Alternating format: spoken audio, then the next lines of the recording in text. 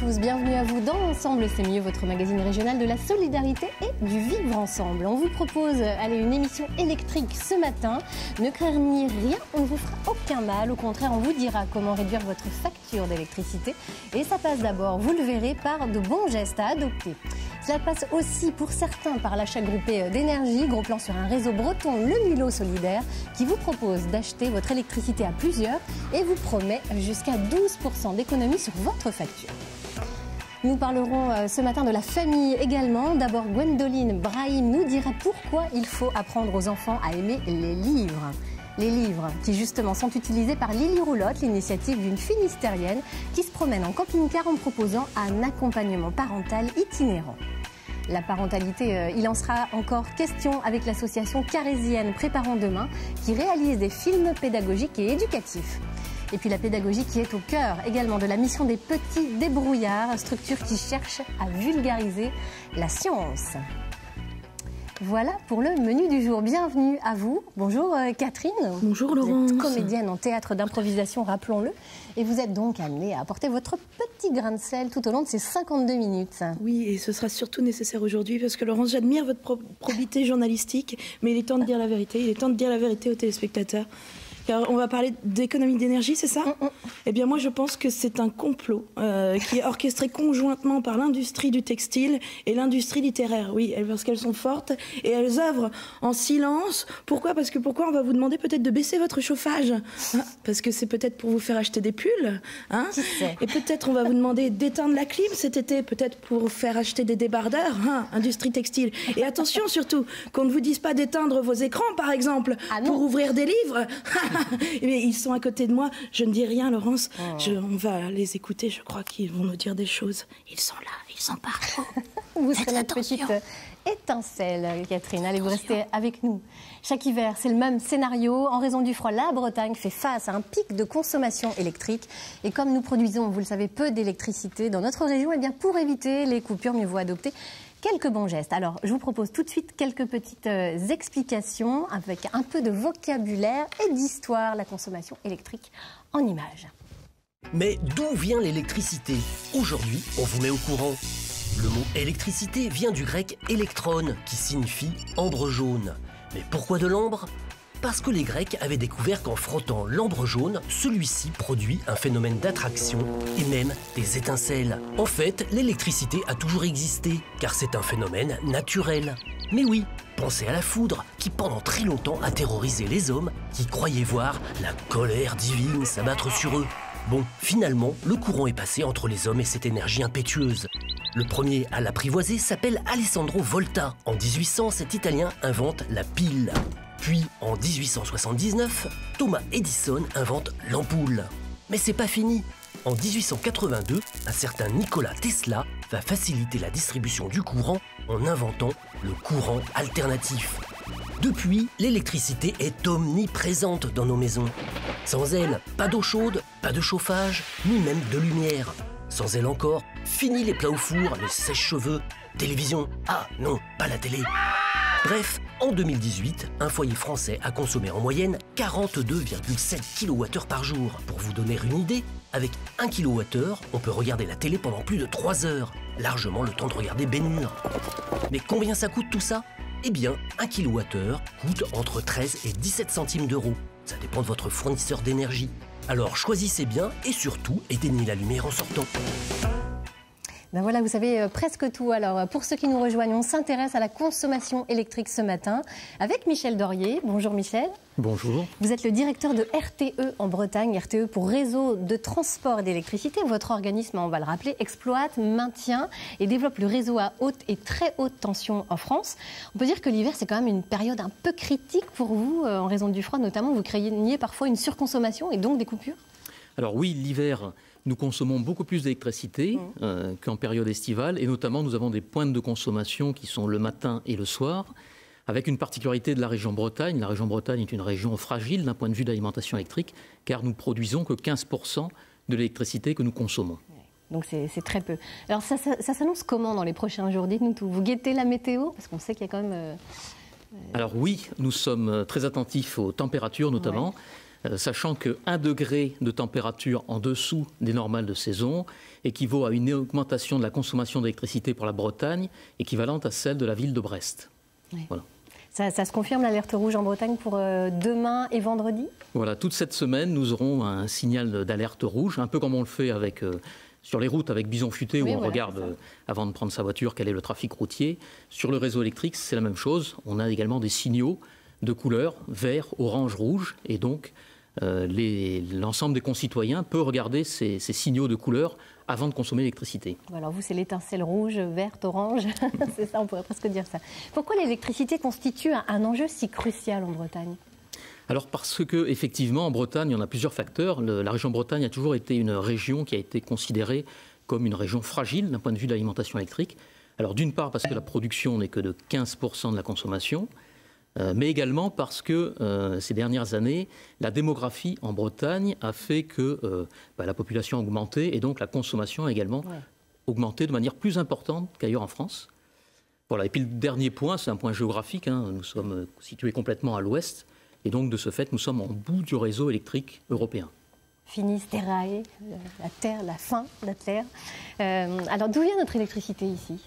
Alors, l'électricité qui n'est pas produite par la Bretagne, donc 85% d'électricité, elle vient des régions limitrophes, donc c'est notamment la Normandie et puis le Val-de-Loire, et qui est donc cette électricité qui est acheminée par le réseau de transport à haute tension. Et l'électricité produite chez nous, elle est comment? Alors, l'électricité produite en Bretagne, qui représente 15%, 12% sont des énergies renouvelables, notamment l'éolien, l'hydraulique avec la centrale de la Rance. Voilà. Et c'est amené encore à se développer dans les années à venir. Alors, est-ce que justement, on a envie de vous poser la question de l'avenir, est-ce que de nouveaux moyens de production sont envisagés? Je ne sais pas, développer l'éolien, le gaz par exemple? Alors oui, on a mis en service il y a 1 an une liaison électrique souterraine qui relie Lorient à Saint-Brieuc et qui permet de boucler le réseau pour sécuriser l'alimentation de la Bretagne. Et cette sécurisation sera complètement terminée lorsqu'on aura mis en service un nouveau moyen de production qui est prévu. Et puis après, dans les années suivantes, on aura effectivement des fermes éoliennes qui devraient se développer, notamment l'éolien en mer. Très bien, merci beaucoup pour cet éclairage. Alors vous restez avec nous, on continuera à parler de l'électricité dans cette émission.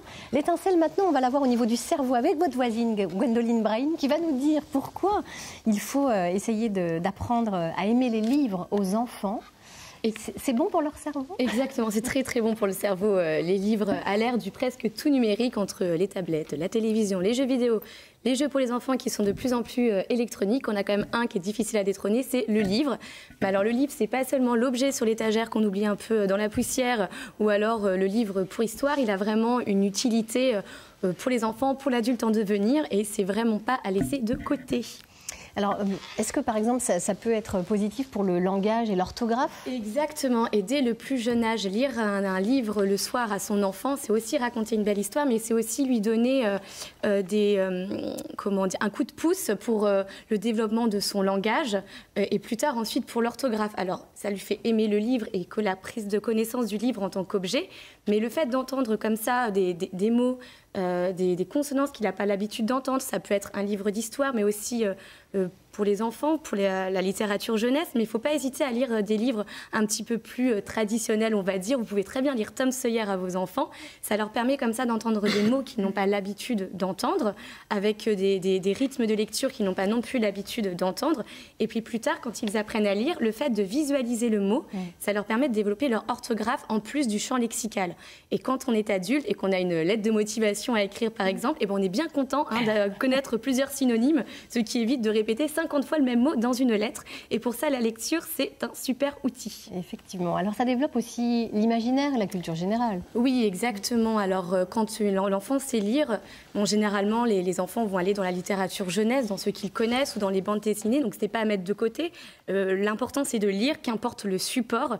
Mais alors, laisser son enfant dans la bibliothèque errer comme ça à travers les rayonnages, même s'il commence à aller, je ne sais pas moi, vers un livre d'astronomie ou sur le corps humain ou sur l'histoire l'histoire de France, il faut le laisser. Ça lui permet de développer sa propre culture générale et ses propres passions. Et donc, il faut vraiment pas hésiter à sortir un petit peu des sentiers battus ou du rayonnage enfant, littérature jeunesse ou adolescent ou jeune adulte. Ça lui permet comme ça de découvrir des nouvelles choses, des nouvelles passions et de sortir de l'idée ou la pensée primaire de l'environnement familial, en fait. Donc, un enfant qui n'a pas l'habitude de regarder, par exemple, je sais pas moi, des documentaires à la télé ou qui n'a pas des parents qui vont au musée, la lecture, ça va lui permettre de développer justement ces petites choses-là qui lui manquent à son quotidien et par lui-même. Et c'est très, très important pour la culture générale. Alors, c'est aussi une façon de transmettre quand on est parent. Oui, il y a l'histoire du soir. Déjà, c'est quand même un moment particulier.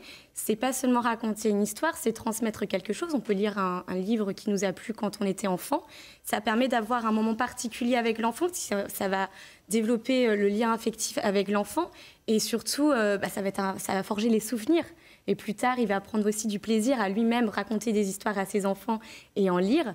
Et le livre est aussi un super support quand on a un petit message à faire passer. Non, c'est vrai. Un exemple. Alors, il y a les enfants pour la propreté, par exemple. Alors, un enfant qui voudrait pas trop sortir du monde du petit pour grandir et aller sur le pot. Et il y a des super choses qui se font, comme Choupi sur le pot. Alors voilà, c'est le vieux de la vieille, Choupi, mais c'est quand même une valeur sûre. Du tout. Non, voilà. Ou alors, si on part sur quelque chose un petit peu plus sérieux, un divorce, par exemple, ou un décès dans la famille, c'est vrai qu'avoir un support comme ça, quand on ne sait pas quel mot employer avec l'enfant, quand on ne sait pas comment lui parler, ou si on a un enfant qui est un petit peu plus en retrait face à toutes ces questions, ou on sent qu'il se replie sur lui-même parce qu'il vit, par exemple, du harcèlement scolaire, ou qu'il a du mal avec un handicap. Il y a, par exemple, La petite casserole d'Anatole, qui a été adapté au cinéma et qui est un super livre pour tous ces enfants qui ont des petits soucis d'handicap ou des troubles cognitifs comme la dyspraxie ou tout ça. Ça leur permet de pouvoir s'exprimer et puis ça permet à l'adulte de rentrer en relation avec l'enfant en le faisant parler et en transmettant un message très important. J'en connais une qui vous écoute avec une attention toute particulière parce qu'elle pense la même chose, évidemment. Le livre, ça fait le lien. On prend un peu de distance par rapport à un sujet et on peut faire passer d'autres messages. C'est un peu l'objet de votre Lily Roulotte, hein, c'est comme ça qu'on l'appelle. C'est votre camping-car itinérant qui se balade à travers la Bretagne pour faire de l'accompagnement parental. Alors Bérengère Lebrun, racontez-nous un petit peu cette belle histoire. Vous avez fêté vos 5 ans d'activité. Comment tout a commencé ? Racontez-nous ça. Tout a commencé au fil des expériences professionnelles. Je suis éducatrice de jeunes enfants de formation. Et puis je constatais qu'il y avait de plus en plus besoin d'écoute en fait, de la part des parents. Je rencontrais des parents qui, pour certains, étaient en difficulté et même en souffrance. Et je me rendais compte aussi que souvent, ça ne tenait à rien. Un petit grain de sable qui se mettait dans le rouage et qui créait des inquiétudes importantes. Et donc l'idée de Lily Roulotte, c'était de créer un lieu un peu éphémère et avec le livre comme support d'accompagnement pour permettre, comme vous le disiez, de prendre de la distance face aux petits soucis. Et voilà, le projet est né comme ça et en constatant également qu'il y avait trop peu de librairies jeunesse dans le Finistère, en fait, la librairie jeunesse s'est couplée à l'accompagnement parental. Elle s'est greffée et du coup, les deux s'accompagnent du coup fort bien. Oui, ça vous aide réellement. Quelles sont les questions qui reviennent le plus souvent ou les thématiques que les gens souhaitent aborder ?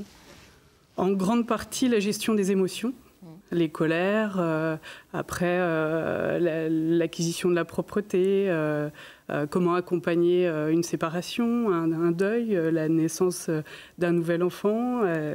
Voilà les questions qui reviennent le plus. Alors la parentalité positive, on en parle beaucoup en ce moment. Est-ce que ça, c'est quelque chose que vous accompagnez aussi ? On va dire quoi ? Il y a du bon, il y a du mauvais dans cette tendance ? Complètement. Alors, de voir l'éducation comme un moyen positif de faire grandir son enfant en lui apportant, en le valorisant plus qu'en le dénigrant, c'est une grande avancée dans l'éducation des enfants. Et après, c'est vrai que là où il faut faire attention, c'est que les limites sont aussi importantes. Et de manière positive, on peut poser des limites, un cadre pas forcément rigide, mais plus fluctuant. On en parlait tout à l'heure. On est dans un tâtonnement en fait dans l'éducation. On va parfois poser une limite, mais on se rend compte au moment où on la pose que c'est pas forcément une bonne chose, qu'on est allé un peu trop loin, et il est possible de parler à son enfant, et il est même conseillé de parler à son enfant et de lui dire voilà, là, à ce moment-là, j'étais un peu énervée, j'ai parlé un peu trop vite, et je m'en excuse, mais voilà comment on pourrait, la prochaine fois, dans la même situation, faire mieux. Il y a des choupis pour les parents, peut-être, pour leur expliquer comment... Choupi devient parent. Oui. Il y a plein d'autres livres dans des petites maisons d'édition. Enfin, moi, j'utilise essentiellement des livres de petites maisons d'édition pour accompagner toutes ces situations. Très concrètement, Bérangère, ça se passe comment? Vous vous promenez dans toute la Bretagne, vous avez des points d'arrêt déterminés, ou alors c'est un peu comme ça au fil de l'eau Alors l'agenda en fait se met en place au fil des demandes en fait de prestations. En fait, j'interviens dans les écoles, dans les structures petite enfance, mais aussi dans les bibliothèques, dans les centres sociaux, dans les IME, dans les lycées. Donc à la demande. Oui, à la demande. Et quand j'interviens dans une structure, donc en animation autour du livre, ça peut être aussi en soirée information débat autour d'une thématique particulière avec des parents. Le reste de la journée, j'ouvre la librairie en fait au public. Et l'agenda se met en place comme ça. Donc il y a quelques points réguliers. Par exemple, à Douarnenez, je retourne tous les 1 mois et demi parce que j'accompagne un groupe d'assistantes maternelles en analyse des pratiques. Mais voilà, après, l'agenda est sur le site internet et sur la page Facebook. Ouais. L'itinérance apporte quoi en plus pour vous?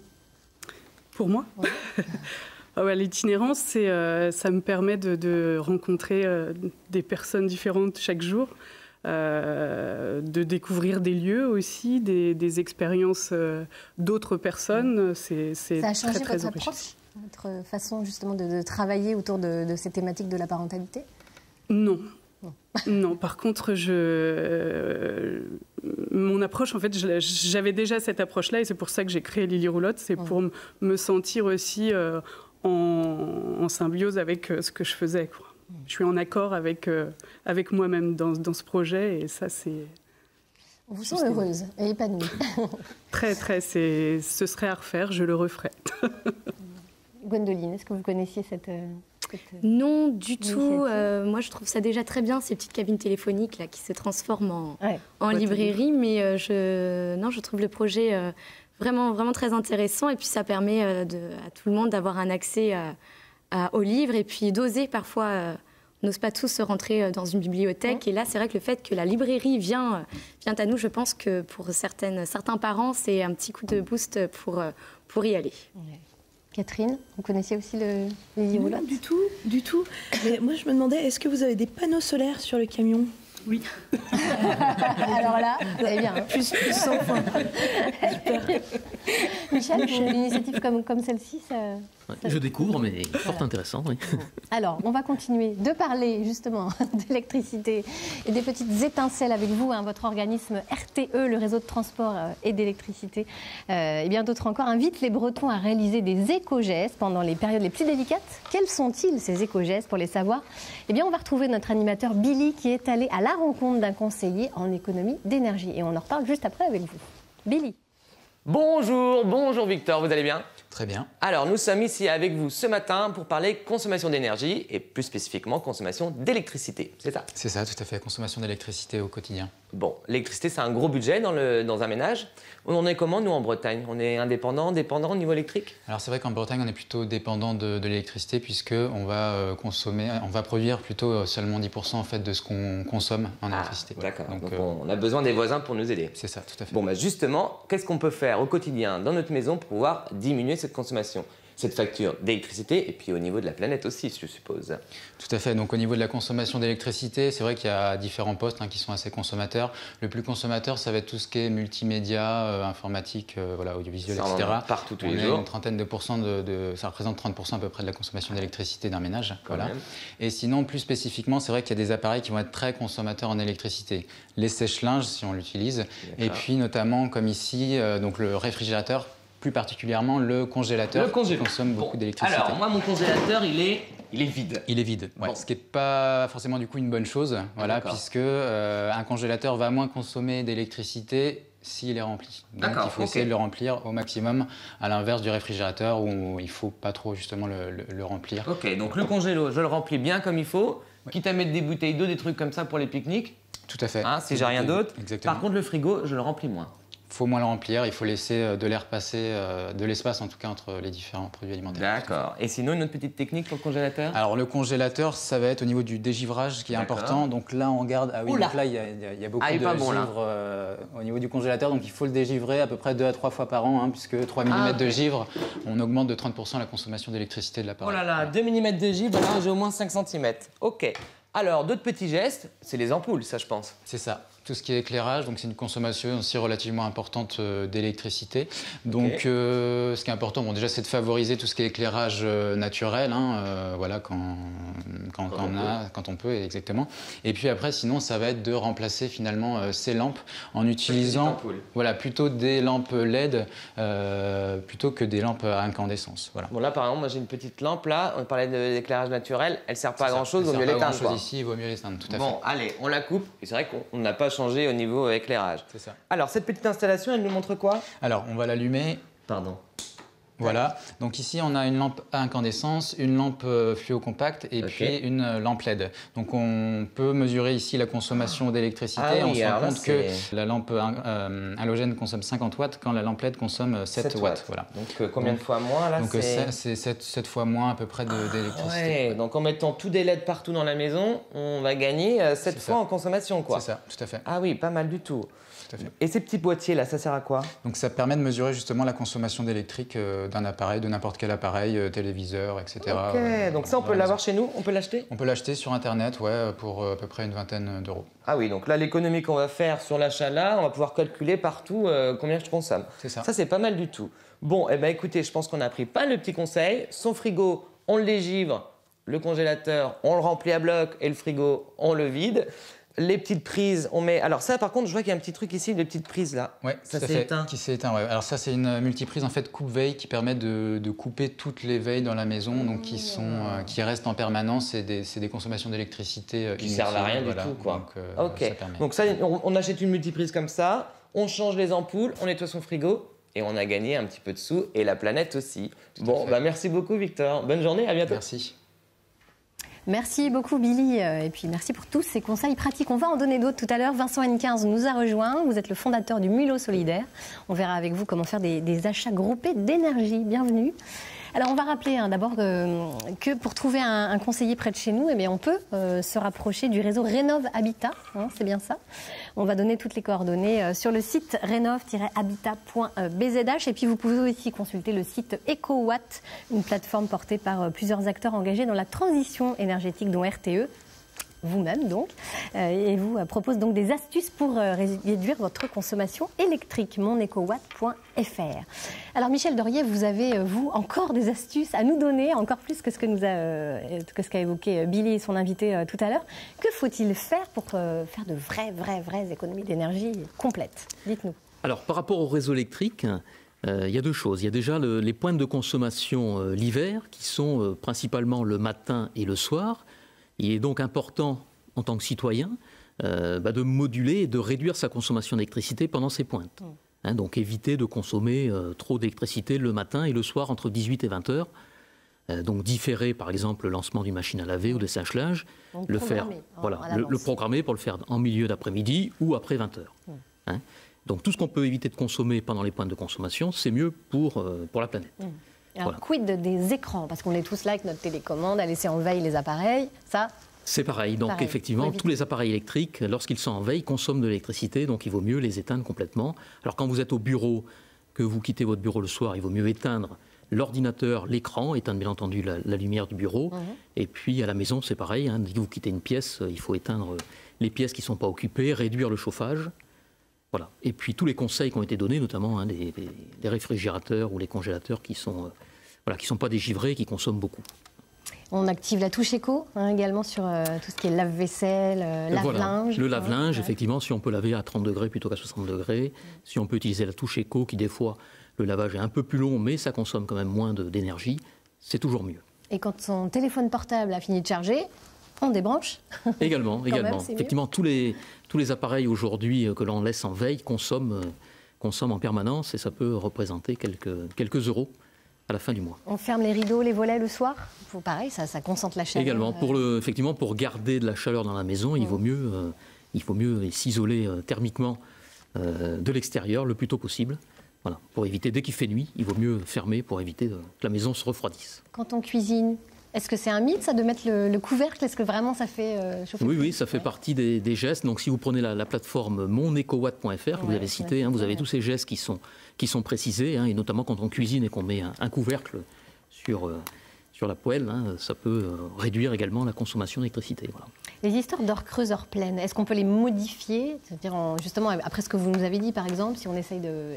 Comment gérer ces histoires d'heures creuses, d'heures pleines? Souvent, c'est un peu du jargon pour nous. Oui. Alors, elles sont conçues, effectivement, les heures creuses correspondent aux périodes où on consomme normalement un peu moins. Donc, on n'a rien à faire. Voilà, c'est déterminé par vos services. C'est déterminé, mais effectivement, chacun doit essayer de consommer plutôt en heures creuses qu'en heures pleines. D'accord. On met un pull plutôt que d'augmenter le chauffage? Également. C'est ce qu'elle avait imaginé. Le complot de l'industrie textile. C'est QFD. Et notamment en regardant effectivement les signaux, comme je disais, bison futé, on regarde les signaux de couleur. Si on est en période orange ou rouge comme cette semaine, on a intérêt quand même à faire attention à la consommation électrique. Comment on peut les voir, ces signaux? Comment on peut savoir? En regardant la plateforme monecowatt.fr ou la page Facebook EcoWatt.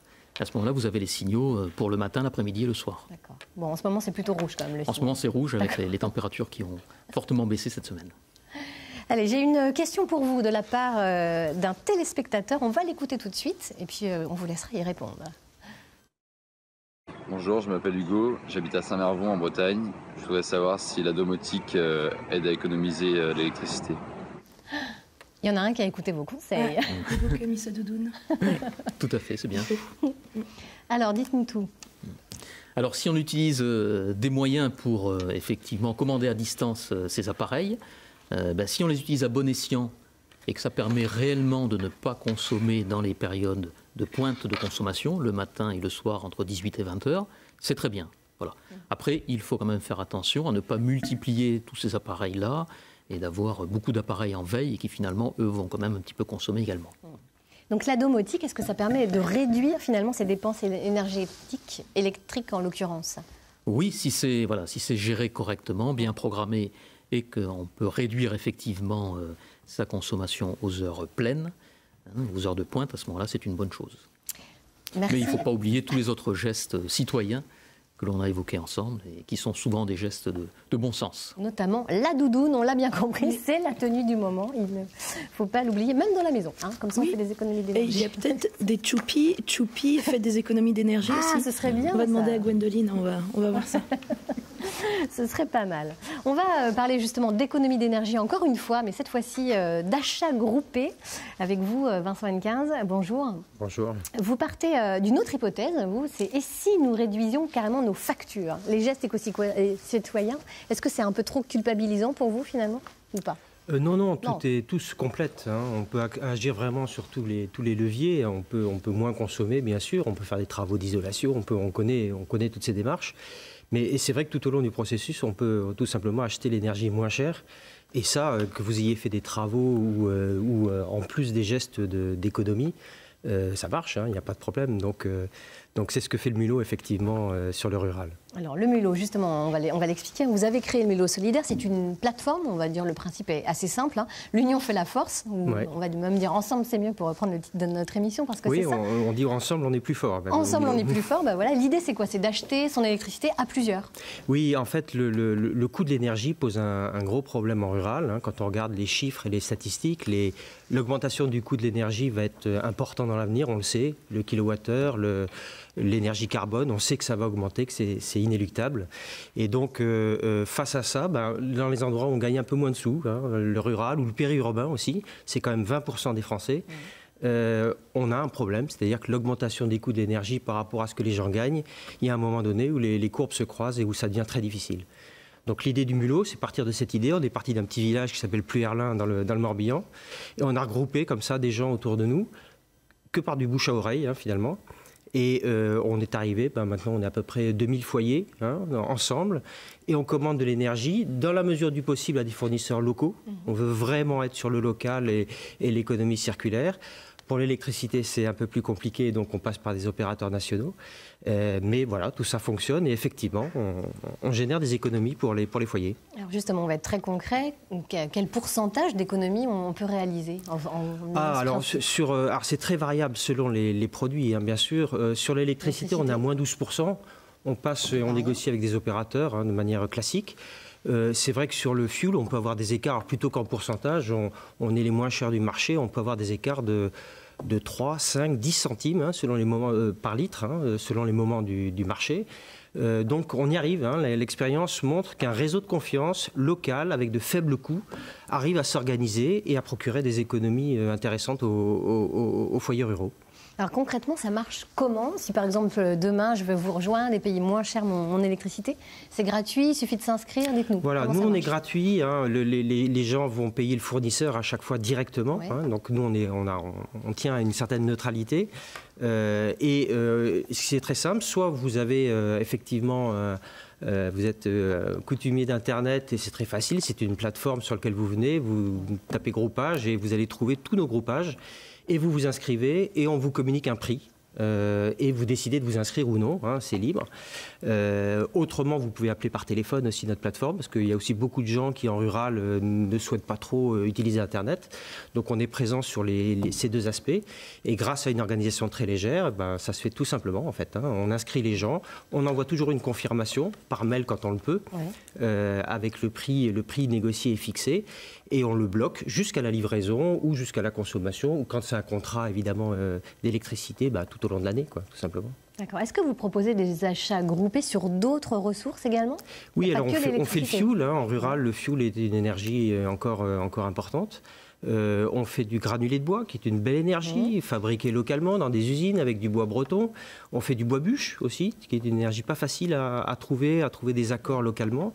On est présent, on fait du gaz de ville comme l'électricité, qui fonctionne un peu de la même manière, ou du gaz propane, qui est aussi une énergie qui coûte cher et sur lequel il est important de se grouper. Alors vous avez également constitué un réseau, un groupement d'artisans locaux. L'objectif, c'est quoi également?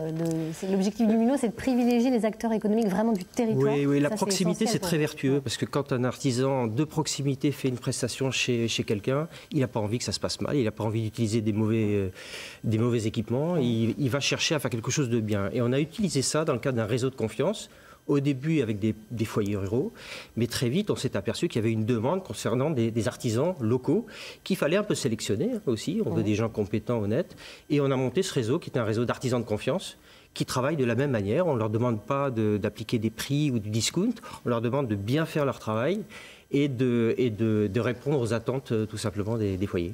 Et alors, vous dites 1 euro dépensé localement, c'est 3 euros de retombées économiques? Oui, ça c'est les chiffres de l'économie circulaire. Il faut savoir quand on appelle un réseau qui vient de Paris, tout ça c'est de l'argent qui n'est pas réinvesti sur place, parce que c'est des opérateurs qui passent, qui ne reviennent pas. C'est souvent des opérations où les gens ne reviennent pas sur le terrain et sur la proximité. Et donc c'est vrai que tout ce qui est fait localement, et on le voit bien aujourd'hui pour plein de choses, tout ce qui est investi localement reste localement, et c'est les chiffres que vous avez fournis qui sont des chiffres du marché, de l'économie classique que l'on connaît. Écoutez, merci beaucoup pour toutes ces ondes positives que vous nous avez amenées sur ce plateau. C'est vrai qu'on ne connaît pas forcément ces formules d'achat groupé, mais comme quoi ça marche. Et ça fait marcher l'économie de proximité, n'est-ce pas? Merci à vous. Merci beaucoup, Michel Dorier, d'être venu nous donner toutes ces astuces sur l'électricité. Je vous propose maintenant de faire place à notre rubrique Ondes positives qui s'intéresse aujourd'hui à la réalité virtuelle utilisée dans le domaine de la santé. Au Centre Eugène Marquis de Rennes, des infirmières et des aides-soignantes utilisent des casques de simulation pour se former. Alors, quand le virtuel peut réellement aider, c'est un reportage signé Hélène Pédèche et Christophe Rousseau. Donc, vous êtes dans une chambre de patient, avec ici une infirmière, là un patient, une salle de bain dans laquelle vous pouvez entrer, un couloir et un ordinateur. Vous allez maintenant avoir 6 minutes pour trouver 8 erreurs d'hygiène, de bientraitance, d'identitovigilance ou de circuit du médicament. Cet exercice fait partie de la formation continue et obligatoire des enseignants. Une formation dispensée habituellement sous la forme de cours théoriques ou de mise en situation dans une vraie chambre d'hôpital. Pour cette jeune manipulatrice radio qui chose pour la première fois un casque de réalité virtuelle, l'expérience est donc toute nouvelle. Alors à côté de cet ordinateur, est-ce qu'il y a quelque chose d'anormal? Les mots de passe qui sont affichés aux yeux de tous. Exactement, donc allez-y, validez. J'ai trouvé ça original déjà pour commencer et ensuite l'adaptation pour ma part elle s'est faite rapidement parce que c'est vrai que c'est pas quelque chose qu'on fait tous les jours et je me suis habituée et je me suis prise au jeu. Il y a autre chose, regardez, les allergies là ne sont pas indiquées. Une allergie non signalée, un flacon de gel hydroalcoolique vide, une sonnette tombée à terre. Une à une, la jeune femme relève les erreurs. Pour le docteur Bagot qui a conçu ce scénario, il s'agit de rendre plus attrayante une formation assez rébarbative. En 2 mots, apprendre en s'amusant. Ce qu'on propose en fait, c'est un jeu sérieux, ce qu'on appelle un serious game. Ça veut dire que c'est à moitié un jeu et à moitié du sérieux. Et cet équilibre n'est pas forcément facile à trouver. Il faut s'assurer que les personnes ont vraiment retenu quelque chose, mais que ça reste aussi amusant. Je suis un grand joueur de jeux vidéo et donc j'exploite un peu ces connaissances-là pour développer des scénarios auxquels moi-même j'aimerais jouer et je pense que ça plaît aussi aux joueurs. Il vous reste 30 secondes. Quelle erreur que vous voyez? Le bijou de l'infirmière ou du personnel de santé. Et pourquoi est-ce qu'il ne faut pas porter de bijoux? À cause des bactéries. Au terme de l'expérience, Mégane semble plutôt convaincue. Elle imagine même un autre scénario plus adapté à son poste de manipulatrice radio, axé cette fois sur les gestes d'urgence. Là, ça a été validé du coup. D'accord. Si jamais notre patient fait un choc anaphylactique à l'injection de produits de contraste, il faut qu'on puisse agir en situation de stress, qu'on soit stressé au moment où on doit intervenir. Et pas seulement être assis sur notre chaise à revoir les gestes à faire. Il faut qu'on soit, je pense, actif de la formation. Après le centre Eugène Marquis, plusieurs CHU, le centre de santé des armées, se disent également intéressés par cet outil de formation au prix relativement abordable. Anthony Lehic, le Goïc au frais des petits débrouillards et Marthe Deniel de l'association Préparons Demain nous ont rejoints sur ce plateau. Avec vous, Marthe, on va continuer à parler de la formation via des films pédagogiques et éducatifs. Vous allez d'abord nous présenter votre association Préparons Demain. Comment est-elle née, cette association? Donc, l'association Préparons Demain est née en 2007, donc 12 ans déjà, à Carhaix. Disons que l'association est partie au départ du multi-accueil Galipette, où il y a une personne qui mettait son enfant dans la structure, qui a dit tiens, ce serait bien de faire un petit film pour montrer et développer les valeurs qui sont sous-tendues dans ce multi-accueil. Et en fait, ce petit film-là a été très bien reçu, non seulement par les parents et les futurs parents de la structure, mais aussi par les institutions. Et il se trouve que la personne qui a réalisé le petit film, c'est une réalisatrice professionnelle qui s'appelle Anne Jossoum. Et du coup, l'association est née à partir de là. À partir de là. Alors l'idée, c'était donc, à partir des retours des parents et des professionnels de cette structure, de faire émerger finalement des thématiques fortes sur la parentalité. Voilà. C'était ça l'idée? Voilà. En fait, l'idée, c'était aussi de partir du principe que les parents avaient des interrogations. Les professionnels estiment qu'ils n'ont pas non plus la science infuse et donc du coup l'intérêt c'était que tout le monde se mette autour de la table, enfin un groupe de personnes se mettent autour de la table et discutent un petit peu pour savoir un petit peu vers quelle piste on va aller pour traiter un sujet ou un autre. Alors c'est comme ça que sont nés des films qui sont sortis en DVD. Il y en a eu pas mal déjà. Eh ben, on est à 15 DVD. 15 DVD. Voilà. Et le 16e, c'est pour début mars. C'est pour très bientôt. Voilà. Effectivement. Quel thème vous avez abordé, par exemple là? On voyait la parentalité. Oui, la parentalité, les conflits, le bilinguisme, le handicap. La mort, comment parler de la mort aux enfants, les écrans. Et bon, ça c'est entre autres ces films-là.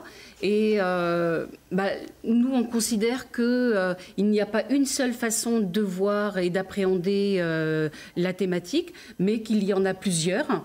Et c'est pour ça que la réalisatrice a comme façon de procéder, c'est qu'elle interroge effectivement des experts dans la thématique qui a été choisie, mais il y a aussi des parents qui font part de leur expérience toujours dans cette thématique, et il y a les enfants qui peuvent, selon leur âge, faire part de leurs ressentis.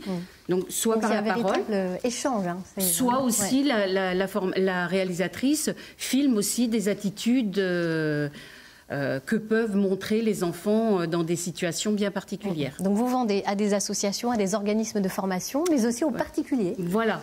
Donc effectivement, on a une chaîne YouTube où il est possible de voir des extraits, et à partir de là, effectivement, les gens prennent contact, souvent donc via notre site internet, pour commander.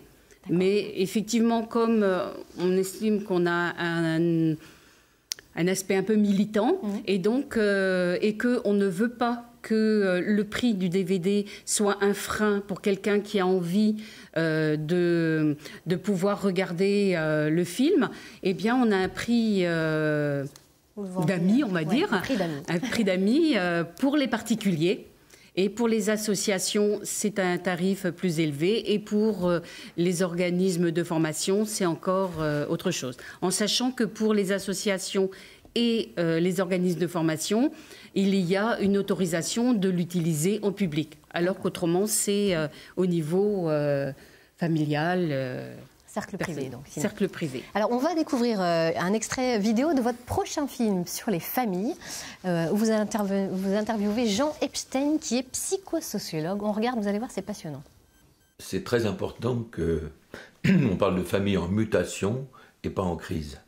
La famille bouge, et j'oserais dire qu'elle bouge très bien, et que les choses sont plutôt positives, sauf que, en tant que sociologue, je peux témoigner que quand quelque chose bouge dans une société, on a tendance à se jouer radio-nostalgie, c'est-à-dire que les neurones et les représentations sont quand même un peu plus lentes que les faits de société. Il y a une loi qu'on appelle aujourd'hui autorité parentale conjointe, loi Malhuret, 1987, qui, dans les années 70, s'appelait loi sur la puissance paternelle. Donc ça veut dire qu'en France, dans les années 70, les mères n'avaient aucune autorité légale sur l'enfant. C'est un exemple, mais c'est extraordinaire de voir à quel point d'abord les mères ont été reconnues dans leur statut, mais à quel point les pères se sont mis à s'occuper de plus en plus des enfants en égalité homme-femme, en étant de plus en plus en parité. Il n'est pas pour autant certain que notre société ait bien compris ça. 1960, à peine 5% des enfants ont 4 grands-parents à la naissance. 1980, 47%. 1990, 61%. Quand on nous fait le coup des grands-parents idéaux d'avant, c'est une vaste fumisterie, ils étaient presque tous morts. Rien que l'idée de dire la famille, c'est du pipeau. Il faut le mettre au pluriel. C'est les familles. Et ce qui me semble, quand j'ai dit à plusieurs reprises famille en mutation, la richesse, c'est précisément dans les diversités, les images diverses que s'autorisent à prendre au pluriel les familles aujourd'hui. Et c'est ça qui permet à chaque famille de se créer un modèle qui correspond à sa réalité culturelle, sociale, à ses besoins, où l'enfant a une place, espérons-le, importante, mais n'occupe pas toute la place, etc. Chacun étant à sa juste place. Les familles, leur richesse, c'est la diversité. La famille, le danger, c'est d'être amené à quelques clichés qui ne correspondent qu'à quelques personnes, et encore, qui sont extrêmement restrictives, mais qui enferment. Un éclairage passionnant sur les mutations familiales. Ça, Voilà. c'est votre rôle, vous pensez, justement justement des éclairages complémentaires comme ça sur... Disons qu'on a notre objectif, c'est d'amener au moins les gens à s'interroger, parce que c'est vrai qu'on a, avec l'histoire du mariage pour tous, là, ça nous a quand même un peu interpellés de voir toutes ces manifestations par rapport à ça, et on se disait, mais bon, est-ce que, du coup, ça nous a interrogés en se demandant, est-ce que les enfants qui sont dans des familles homoparentale, par exemple, eh bien, est-ce que finalement, il se développe moins bien que dans une famille dite normale ? Et du coup, on se dit aussi que ce serait bien qu'il n'y ait pas que nous à s'interroger là-dessus. Et que de montrer que finalement, maintenant, la famille, elle est multiple et qu'il n'y a plus un seul modèle familial.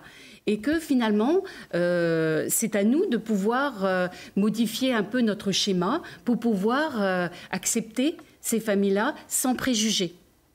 Eh bien, écoutez, merci beaucoup Marthe Deniel d'être venue nous expliquer la démarche de votre association Préparons Demain, basée donc à Carhaix, on le rappelle. Merci infiniment. Forcément, ce sont des propos qui vont faire réagir Anthony Legoïc-Offray. Vous êtes responsable R&D et formation de l'association des petits débrouillards du Grand Ouest. Oui, tout à fait. Et vous travaillez, vous aussi, sur ces questions de parentalité, forcément. Vous travaillez au contact des enfants. Donc, c'est un univers qui vous est assez familier. Complètement. Et en plus, je suis très content d'entendre un scientifique, un psychosociologue qui parle et qui commence par dire, voilà, on nous parlait des grands-parents idéaux et qu'en fait, dans les années 70, il n'y en avait pas puisqu'ils étaient tous morts. Donc, non, mais ce qui est intéressant, c'est que ça permet de partir d'un préjugé, une idée préconçue qu'on a. On pense que c'est vrai, un peu comme notre expérience personnelle, etc. Et puis après, on met un peu de science là-dessus, on va étudier, on mesure, combien y avait-il de grands-parents, quel pourcentage, etc. Et après, on fournit une information qui s'avère un peu plus en adéquation avec la réalité. Autrement dit, on compte, il n'y en avait pas avant, il y en a beaucoup plus maintenant, et donc on peut parler un peu des choses de manière plus précise et plus scientifique. Et le boulot que fait les petits débrouillards, c'est justement d'essayer de vulgariser les sciences et les technologies pour permettre à chacun de faire la différence entre son opinion personnelle, son expérience personnelle, qui est encore une chose, et puis un travail scientifique qui va être fait selon des méthodes, ce qu'on appelle la démarche scientifique, pour essayer de décrypter la réalité, voir comment fonctionne le monde et comprendre qu'on soit adulte, qu'on soit enfant, pour bien grandir, se construire ses opinions en étant critique et réfléchi. Alors, vous allez organiser prochainement une formation pour devenir animateur scientifique au Petit Débrouillard, justement, du 18 au 22 février à Rennes. Ça consiste en quoi, concrètement, être animateur scientifique au Petit Débrouillard? Alors, être animateur scientifique au Petit Débrouillard, c'est d'abord s'intéresser aux questions éducatives, c'est vouloir s'occuper d'enfants pour leur permettre de comprendre des choses, c'est aussi s'intéresser forcément à la question des sciences, mais pour ça, pas besoin d'être scientifique de formation. Il faut être pédagogue, curieux de sciences, enfin pédagogue, et même je dirais que la pédagogie s'acquiert. Donc curieux de pédagogie, curieux des sciences, avoir envie de partager ses connaissances, travailler ces questions-là, puisqu'il n'y a pas de mystère. Acquérir des compétences, c'est travailler la question, donc c'est se documenter, tester. Donc la formation qu'on propose contient différents modules qui permettent de comprendre la démarche scientifique et expérimentale, le questionnement, comment utiliser du matériel de la vie de tous les jours. Là, sur les images qu'on voit, on a des animateurs qui utilisent là un microscope, mais ça c'est exceptionnel. Par contre, les coquillages de la plage, ils sont à disposition de tout le monde. On peut les récolter, comparer les formes, essayer de les classer les uns par rapport aux autres pour faire un peu de classification phylogénétique. Et puis, en fait, en gros, la formation des animateurs permet d'acquérir tout ça, de la méthode scientifique et de la pédagogie. Et nous, on s'inscrit, je dirais, dans les mouvements de pédagogie active, comme les mouvements Freinet, Montessori, etc., etc. D'accord. Est-ce qu'il reste des places? Oui, il reste des places. N'hésitez pas à vous inscrire. Et de toute façon, s'il n'y a plus de place, les petits débrouillards organisent des formations, mais régulièrement dans les 16 antennes du Grand Ouest. Brest, Lorient, Morlaix, Saint-Brieuc, Caen, Le Mans, Nantes, etc., etc. Alors vous aussi, vous faites de l'itinérance. On parlait avec Bérangère Lebrun tout à l'heure, de Lily Roulotte. Vous allez à la rencontre des publics. Tout à fait.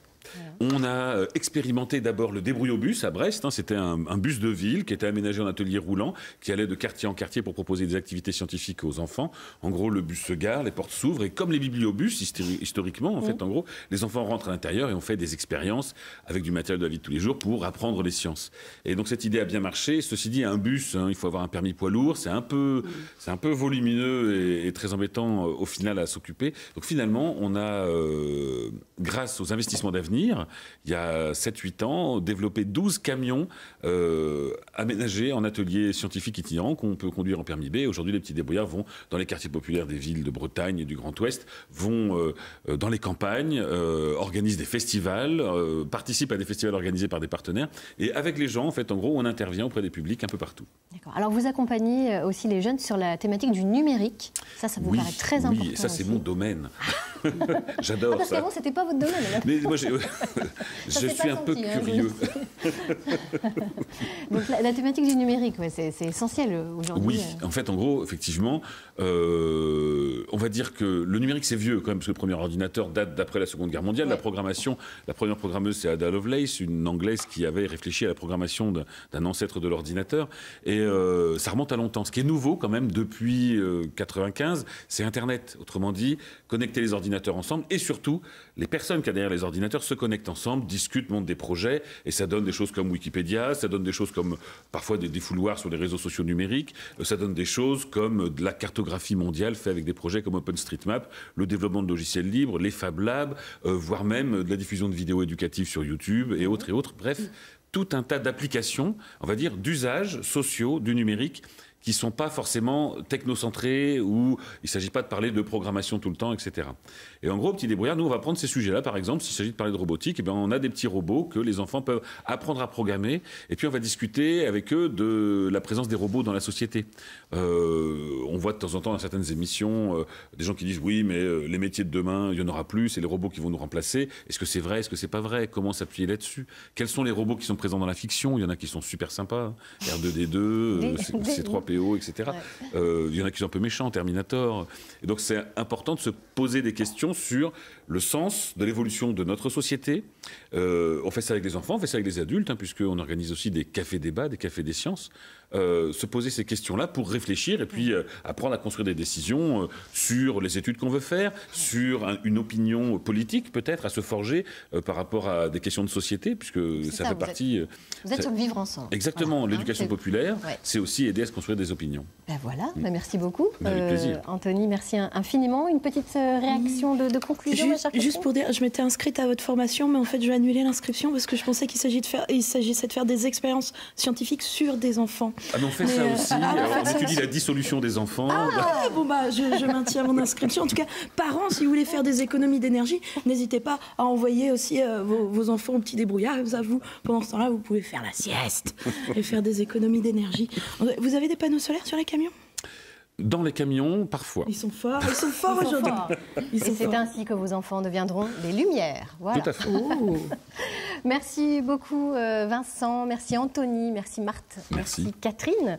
En vue d'une prochaine émission, nous attendons vos réactions sur l'adoption. On va continuer à parler d'enfance, mais vous voyez d'une autre façon. Contactez-nous pour nous faire part de vos témoignages. Pour cela, rien de plus simple. Vous allez sur la page Facebook Ensemble c'est mieux avec France 3. Et sinon, l'adresse mail qui s'affiche sur votre écran, bretagne@ensemblesetmieux.fr ou le numéro de téléphone. Et bien voilà, cette émission est déjà terminée. On se retrouve demain, jeudi, autour du thème principal du cholestérol. Le sport peut-il avoir des effets bénéfiques? Eh bien, nous vous dirons tout grâce au conseil d'un expert en plateau. Très belle journée sur France 3 Bretagne. Dans quelques minutes, place à votre journal régional. Kenavo et belle journée à tous.